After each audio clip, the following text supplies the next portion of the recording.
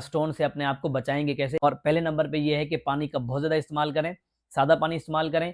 लेकिन अगर लेमन वाला पानी या सिट्रस फ्रूट जो होते हैं, अगर वो पानी आप इस्तेमाल करेंगे तो उसमें ये होगा कि वो कैल्शियम और ऑक्सलेट से बाइंड होगा और उस सूरत हाल में जिस्म से ये बाहर निकल जाएंगी, तो आप में स्टोन जो बनने के चांसेस है वो बहुत ही कम हो जाते हैं। और उसके साथ साथ अपने जिस्म में जो कैल्शियम की मिकदार है वो ज़्यादा रखें, कैल्शियम का इंटेक बढ़ाएं, विटामिन डी है उसका इंटेक बढ़ाएं। तो अगर ये सही मिकदार में होंगे तो वो बाइंड होके बाहर निकल जाएंगे, हमारी बॉडी या गुर्दे में जमा नहीं होंगे।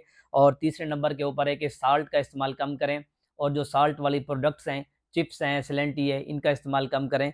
और पाँचवें नंबर के ऊपर है कि जो चिकन, मटन, फ़िश, ये वाली जो चीज़ें हैं जो एनिमल प्रोडक्ट से आती हैं तो उनका इस्तेमाल कम करें। शराब जो है अगर आप पीते हैं तो वो ना पिएँ। और उसके साथ साथ जो सॉफ्ट ड्रिंक है, कोल्ड ड्रिंक है, इनसे अवॉइड करें।